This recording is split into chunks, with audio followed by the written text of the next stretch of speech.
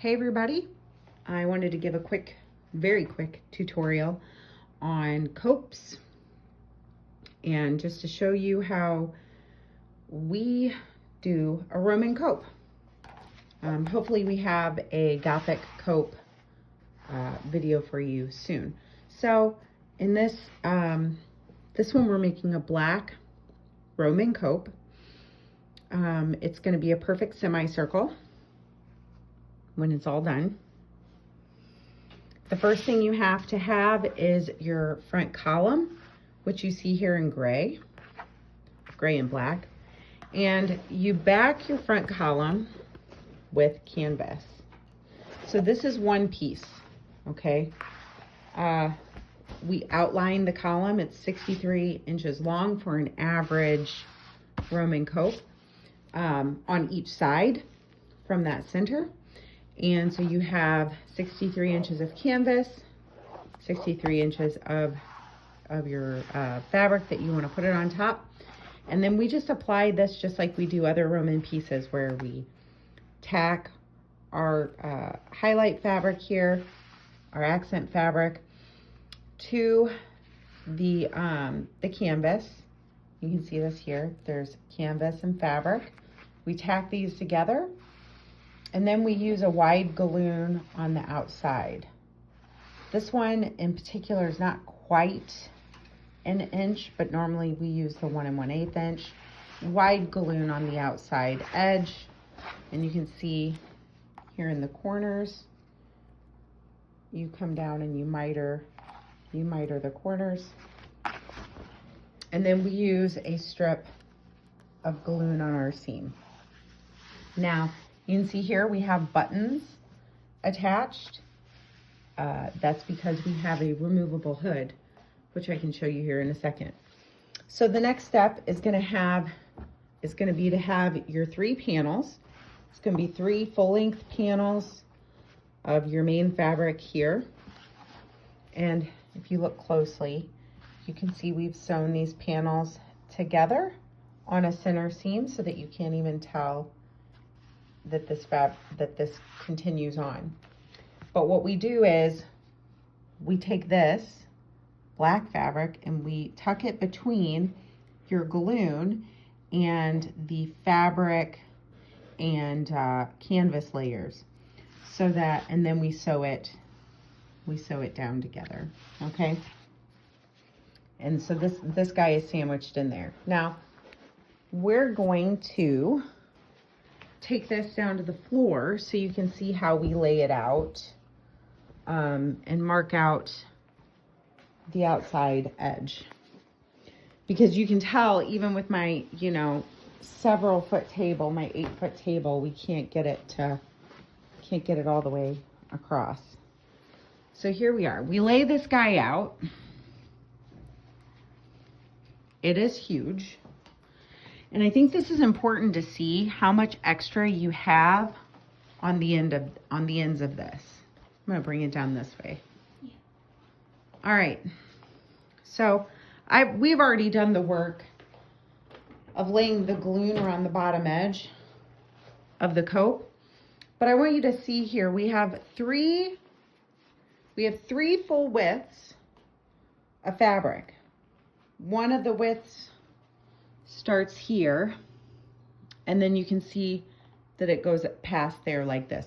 Now, if we were going to have, for example, if we were going to use this black material for that front column, we use the silver and black for the front column. But if we were going to use plain black for the front column for any reason, whether we were going to embroider on it or whatever, they just wanted a plain matching front column, you could use this width over here.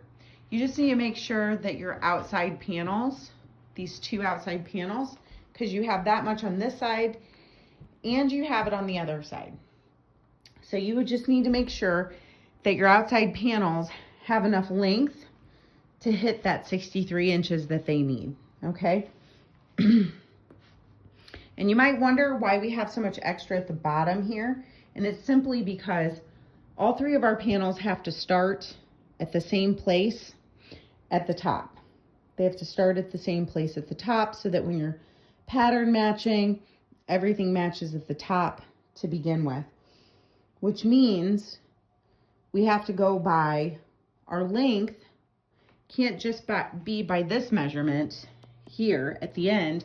It has to go by the pattern so that when we cut it, that pattern starts the same at the top for all 3 pieces, which means usually you're going to have a little bit longer panels than what you normally would for pieces, because you need to pattern match at the top so that all 3 pieces have this perfect matching center seam and that the cope looks continuous.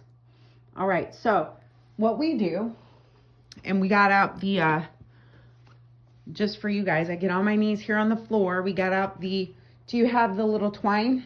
Yeah. Oh, yeah. All right, so we have a piece of twine here marked. That's right. All right, let me show you my twine. It's kind of a 2-person job. So for a Roman, I have it marked 63 inches is at the bottom of this tag here. And then you'll see here on this that I have 3 knots on this twine. And those are my lengths for when I do a Gothic cope. So I'm not going to use these 3 knots today, but that's why they're there. For a Roman, I use this little tag that we've made. Now here up at the front, it's a 2-person job. Tony holds it at 0. And then I swing this guy around and I mark it. You can see here some of my markings. I mark it at 63. And you can see my markings. And we literally just swing this like a pendulum all the way up to the end of the thing. So we just kneel down here on the ground because this is the best place for it. We don't have a table big enough. And we swing this around. Now, once I have my markings made, you can see my markings. Okay. I go in. You do not want to cut this before putting your galloon on, because when you're sewing your galloon on, this bias here, this curve, is going to stretch on you and look real goofy. So what you want to do is you want to use your markings that you've made. I did them in white.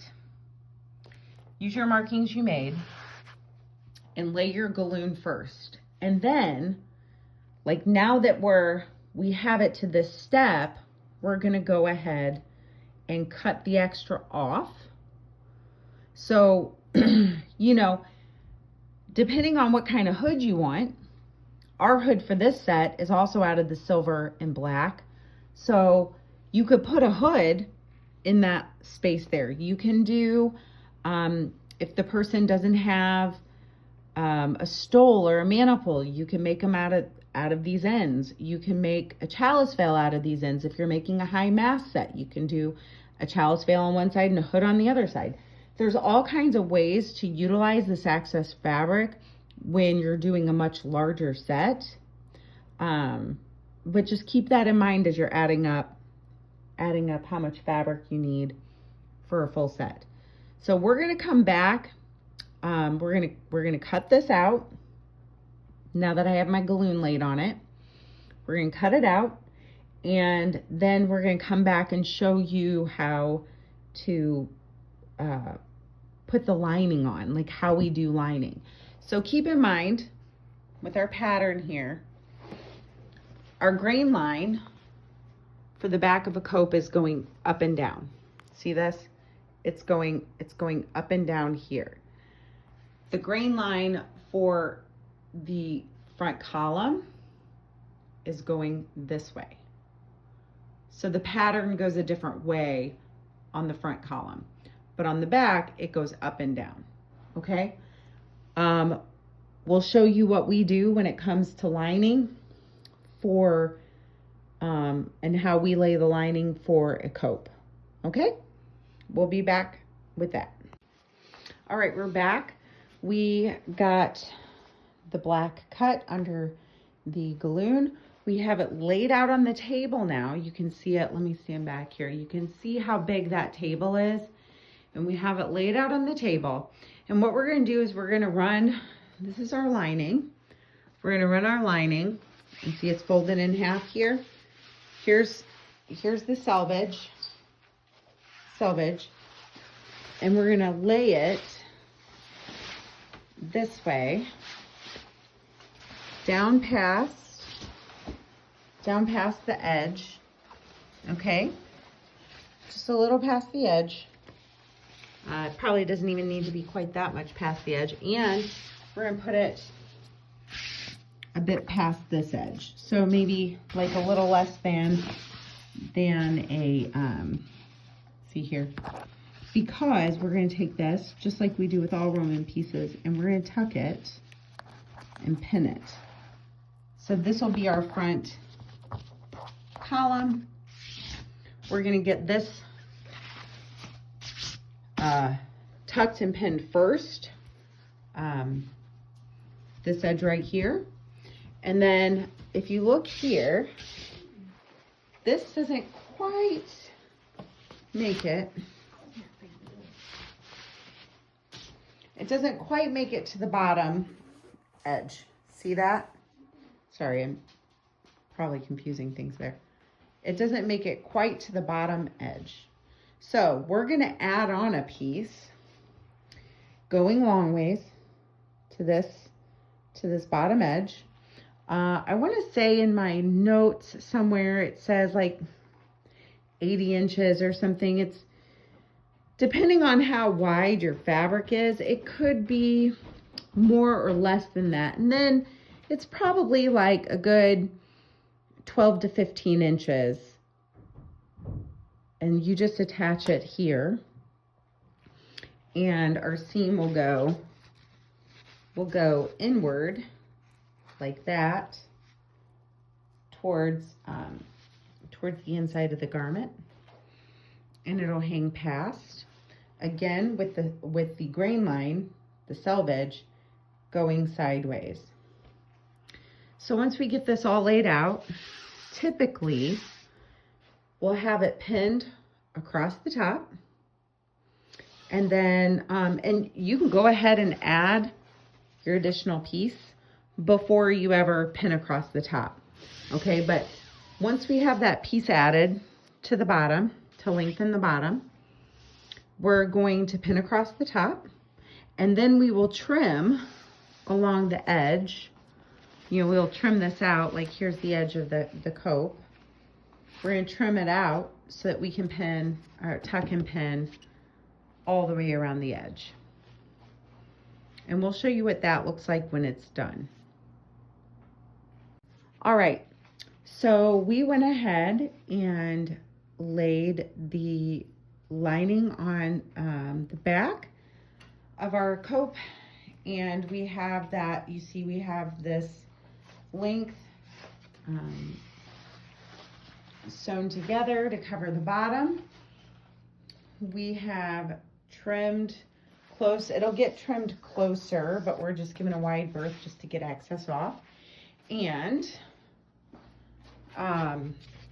we have pinned the front, so you tuck it and pin it.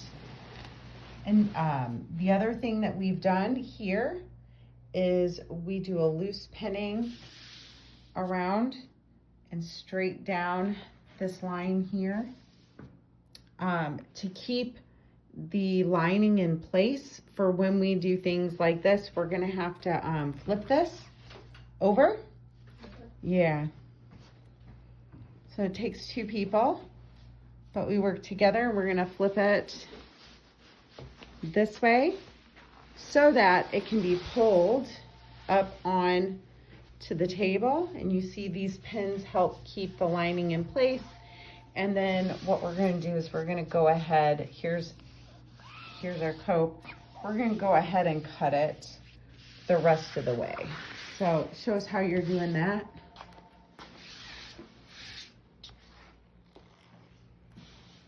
Where? Yeah, it's right here. So I think you can go right here with that. I mean, it's still. Yeah.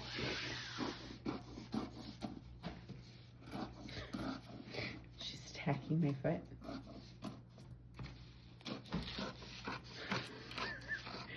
We have cats attacking our feet here under the cutting table. You can come in closer. Here it is. You see it? Yep.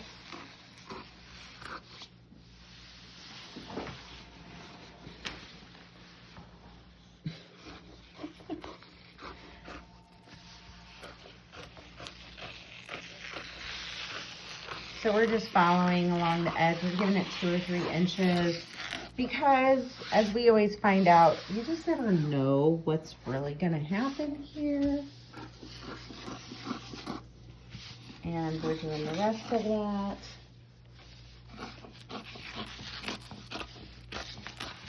Oh, come out a little more there. Just because of last time. Yes. Just go straight. Just go straight here. All right, so now our bottom looks like this.